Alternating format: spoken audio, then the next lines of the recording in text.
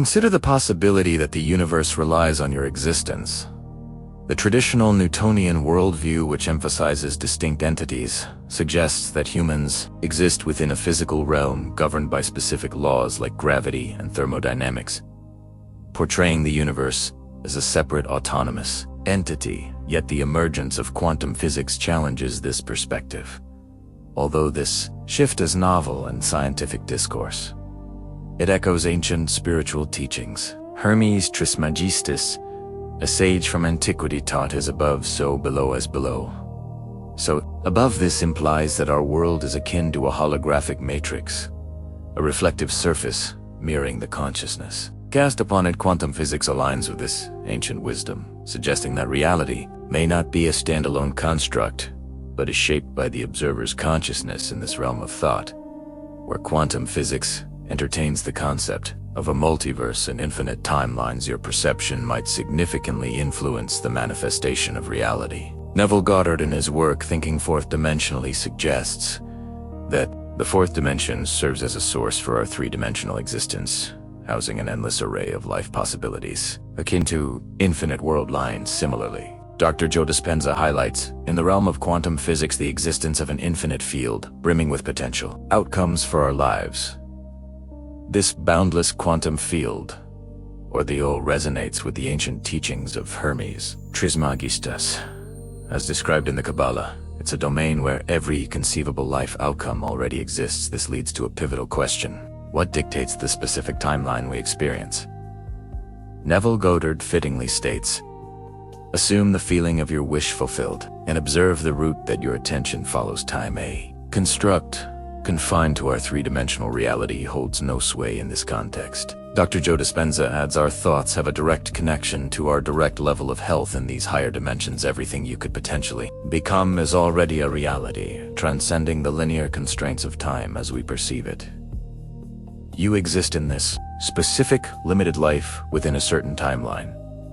But what determines this specific path among the countless possibilities in the fourth dimension? This question signals the gradual decline of the traditional Newtonian model, giving way to a unified consciousness. The quantum field reacts to the consciousness it interacts with, shaped by thoughts, emotions, and overall state of being. Essentially, the reality or timeline experience is a manifestation of the state of being. Thoughts and emotions you embrace. Your self-perception is mirrored back to you by the universe, just as a mirror cannot reflect a smile.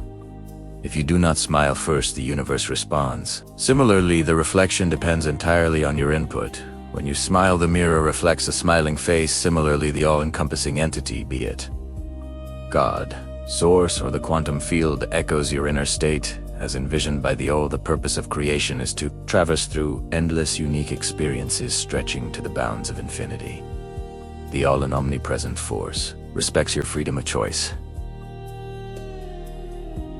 Seeing it is integral to the enjoyment of life's diverse adventures. Neville Goddard, a proponent of this idea, articulates, everyone is free to create his world as he wants it, if he knows that the whole thing's responding to him. This reliance on your unique consciousness fuels the expansion of the all. Your ability to choose is always present. By smiling into the infinite mirror, you initiate a response, albeit with a delay inherent to our three-dimensional linear world. Events must sequentially unfold to reflect the change. Nonetheless, the mirror must ultimately display what you project. As in the fourth dimension, this projection is already a reality. Persistence in your self-conception commands the mirror to conform. Lacking its own volition, the mirror ensures the authenticity of the all's experience. The all seeks to understand what it means to be you in the present moment, and this understanding would be compromised if it imposed its will. The infinite has willingly embraced limitations to authentically experience your existence. It relies on you and your current state as a focal point for its experiential choices. In essence, you and the all are unified, yet in this world a veil of forgetfulness is draped over us to create a truly authentic experience. Imagine willingly subjecting yourself to a form of self-induced amnesia to play a virtual reality game, aiming for the most genuine experience possible in the game. When you sustain a hit, it feels real, as though the events are actually happening. However, if you were aware it's just a game, your fear for your virtual life would diminish, knowing your true self remains safe. This Analogy explains why life can sometimes seem harsh and unforgiving, leading us to question how could a God allow such things? The answer lies in understanding that this God isn't an external entity inflicting these experiences on us. Instead, we shape our own experiences through our application of the law of being, often in ways that are less than ideal. Our actions in front of life's mirror directly influenced what is reflected back to us. If we behave erratically, the mirror reflects a chaotic image it cannot, at the same time, portray. USA successful and content, the mirror simply echoes the essence of our actions and state of being. The pursuit of freedom is often met with the challenge of feeling constrained or limited by one's circumstances.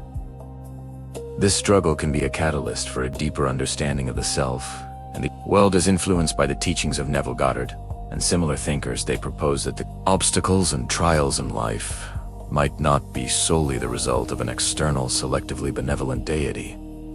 Instead, they suggest that these are reflections of one's inner state and consciousness. The metaphor of a mirror is particularly apt in this context. The image one sees in a mirror is a direct result of what is presented before it. If one stands before a mirror with a mindset of entrapment and limitation, the reflection seen is one of stagnation and confinement. However, a shift in perspective, embracing the concepts of freedom and boundless possibilities, can dramatically alter this reflection. The world, in response to this changed outlook, begins to unveil opportunities and joys that seemed invisible before. This transformation is reminiscent of the narrative in Russell Connor's Acres of Diamonds, where a man overlooks the wealth in his own land, chasing after fortunes elsewhere, only to discover later that what he sought was always within his reach. This dynamic is beautifully encapsulated in the empowering words of William Ernest Henley in his poem I am the master of my fate. I am the captain of my soul. These lines eloquently express the profound influence of individual will and perception in molding one's life experience when one consciously adopts an attitude of abundance and fulfillment even before it manifests in reality. There is a subtle yet powerful alignment that occurs in the universe or the quantum field as consciousness shifts. External circumstances also shift. Furthermore, this concept extends beyond mere positive thinking. It's an exploration of the deeper layers of being and the power of the subconscious mind. The subconscious, much like a fertile ground, accepts the seeds of thought planted within it and nurtures them into reality. It is the central principle of many spiritual and philosophical teachings that external reality is a direct reflection of internal thoughts, beliefs, and emotions. In this way, the external world serves not only as a mirror reflecting the current state of being, but also as a canvas on which the possibilities of what could be are continuously painted. Based on the internal dialogue and beliefs held within, all aspects of existence are profoundly interconnected in this interplay between internal and external realms. To realize one's desires, be it freedom, joy, or fulfillment, one must go inward to understand and reshape one's inner world. First,